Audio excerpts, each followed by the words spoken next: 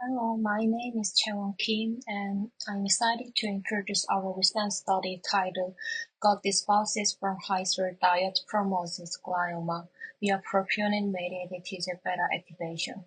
This research was conducted at the Laboratory of Host Defenses at the Korea Advanced Institute of Science and Technology under the guidance of Professor Hong Lee. I would also like to acknowledge Hyunjin Kim, who contributed greatly as a co-author.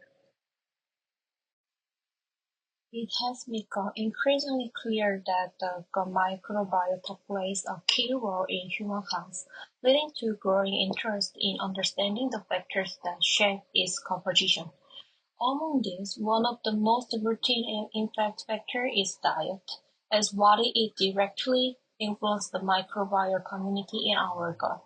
In particular, we focus on the high-salt diet, a component of the westernized diet that is typically rich in sugar, fat, and salt. Glioma is one of the most lesser cancers with a significantly lower survival rate compared to other types of cancer. It is also known as a cold tumor that responds poorly to immunotherapy such as anti-PD-1 blockade. Recently, research into the mechanism that regulates glioma has intensified.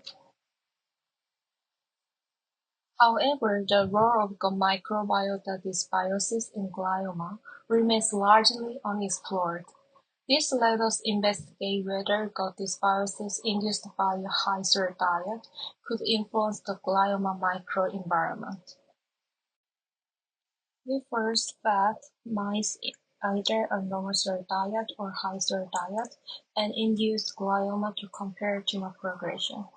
We observed that mice on the high-salt diet had significantly reduced survival and larger tumor size compared to those on the normal-salt diet.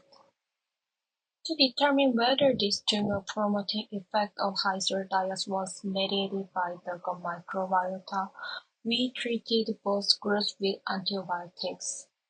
In this case, no differences in survival or tumor size are observed between the groups. Furthermore, when we performed fecal microbiota transplantation into germ-free mice, we found that microbiota from high-salt diet-fed mice promoted glioma progression, leading to reduced survival and increased tumor size. These research indicate that the tumor-promoting effect of the high-salt diet is mediated through changes in the gut microbiota. To understand how the high-salt diet altered the gut microbiota, we performed 16S ribosomal DNA sequencing. We observed significant change in microbial composition between normal salt diet and high-salt diet group, with a notable increase in Bacteroides in the high-salt diet group.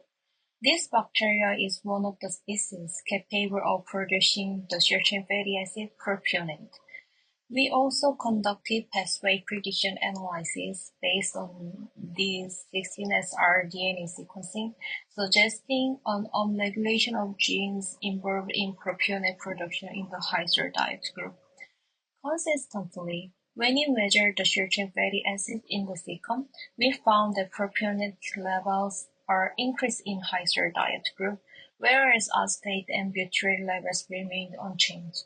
Similarly, in our fecal microbiota transplantation model, only propionate levels are elevated.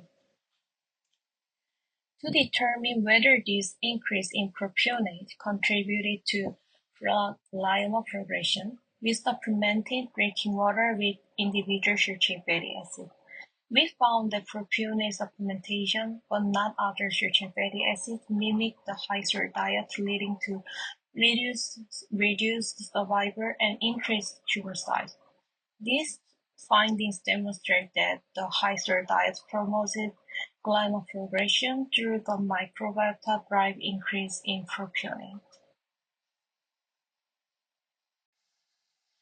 To investigate how propionate supplementation influences brain tumor environment, we performed single-cell RNA sequencing of the tumor microenvironment, focusing on both tumor cells and immune cells. We found that propionate growth changes in tumor cells regardless of the presence of immune cells. Particularly, enhancing hypoxia-related pathway and TGF-β signaling. Consistent with this finding, we observed increased expression of hypoxia marker Glu-1 even in non-hypoxic regions of tumor tissue. In addition, in vitro experiments confirmed that propionate treatment upregulated HIF-1 alpha expression in glioma cells. We also found that increased HIF-1 signaling led to enhanced production of TGF-β by glioma cells. Importantly, blocking TGF-β signaling rescued the reduced survival caused by propionate supplementation. Our single-cell RNA sequencing analysis had also suggested upregulation of invasion-related genes. Based on this, we examined whether the increase in TGF-β signaling driven by propionate promoted tumor cell invasion.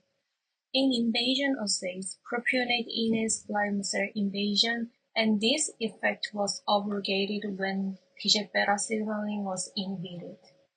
Consistently, in tumor tissue, we observed that type 1 collagen, a marker of invasion in glioma, was upregulated by propionate supplementation and reduced upon TGF-β blockade.